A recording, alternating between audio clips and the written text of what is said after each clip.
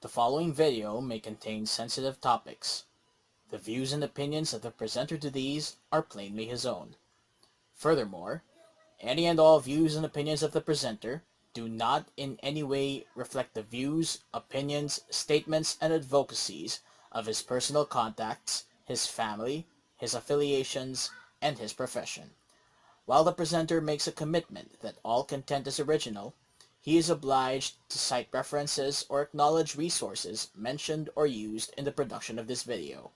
This disclaimer is also written in the description below. First of all, before I even get started with this video, an added disclaimer. This will trigger some and will depress others.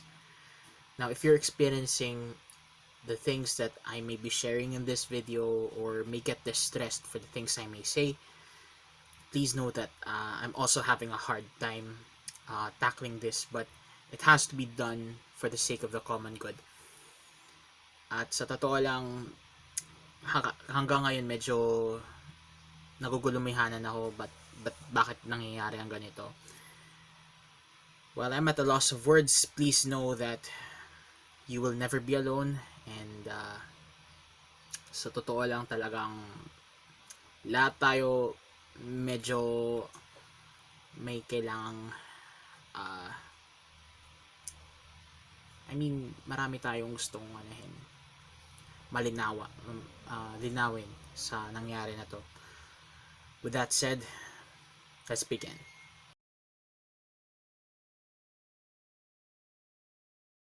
Hi guys, Ian here, and welcome to a very special episode of Salty Reactions, where commentaries need an extra dose of salt. And more so at this time, should we take a break from all the vitriol and try to be objective in what we're talking about. And today, it's that unfortunate incident where a police officer shot a Marawi veteran dead.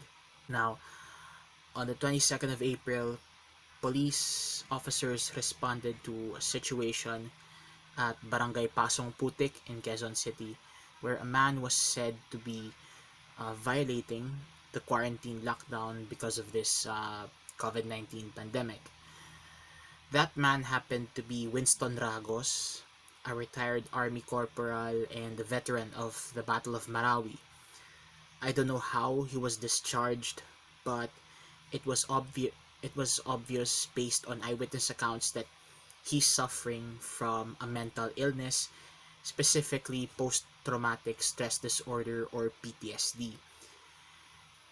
I bet he got this after Marawi, and sadly, he's scarred for life because of that.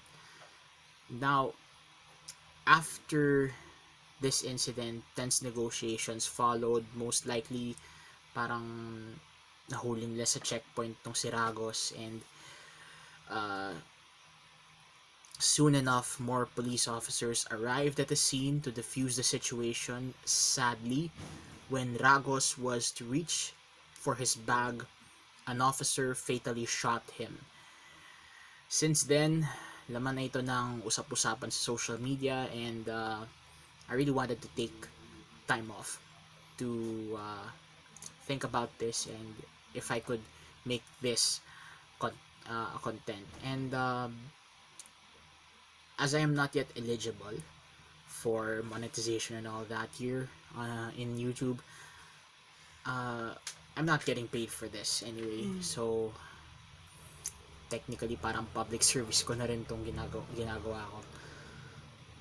But before anything else, I have to say this is a very, very complicated and messed up series of unfortunate events.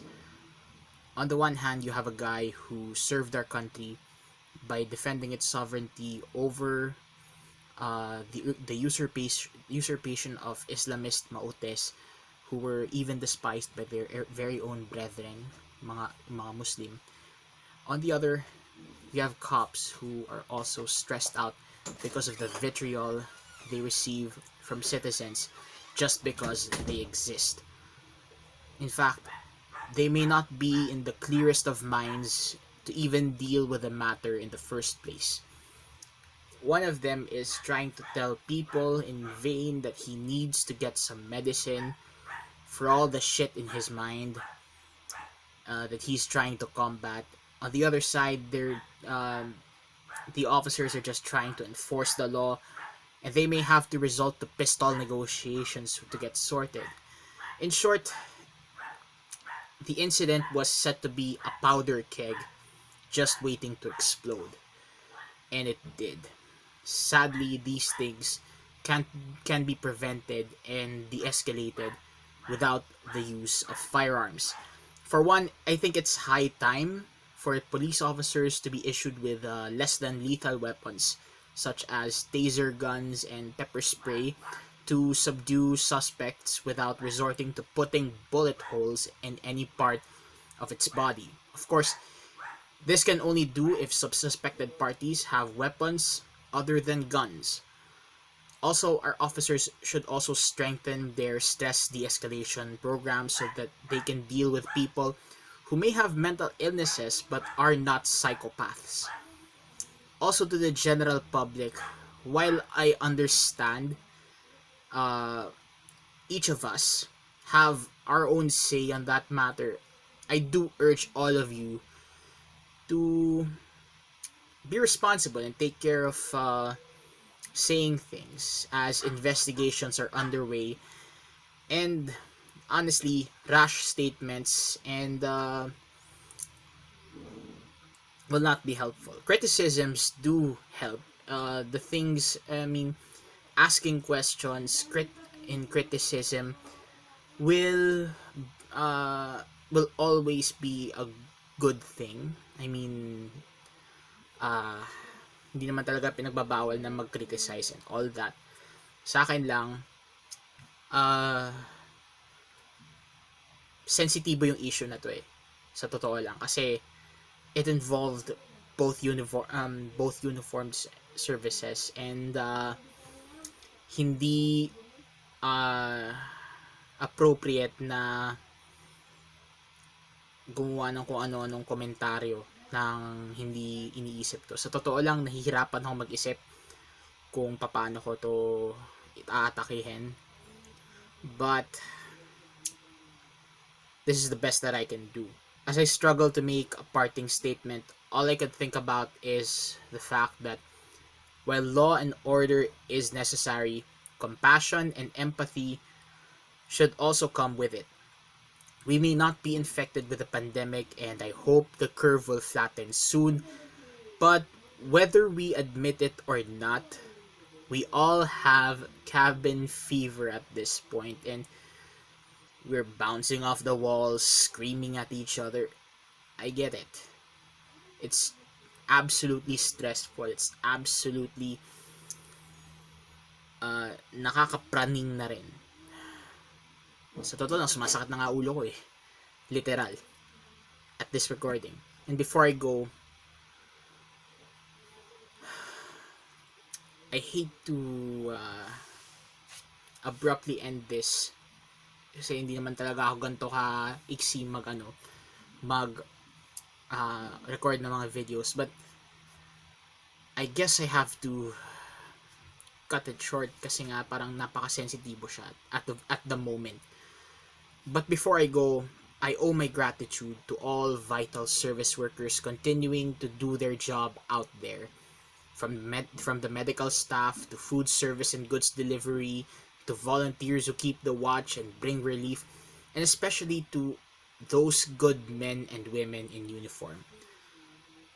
I propose a toast to all of you, especially to the uniformed services. I understand this incident will lower the morale in most in service dahil sa nangyari.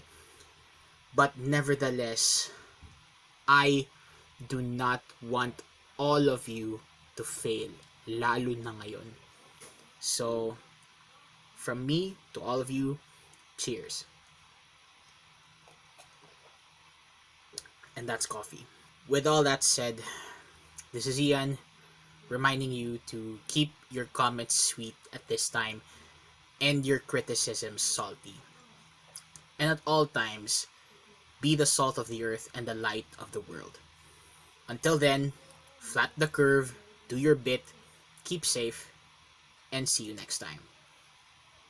Bye, guys.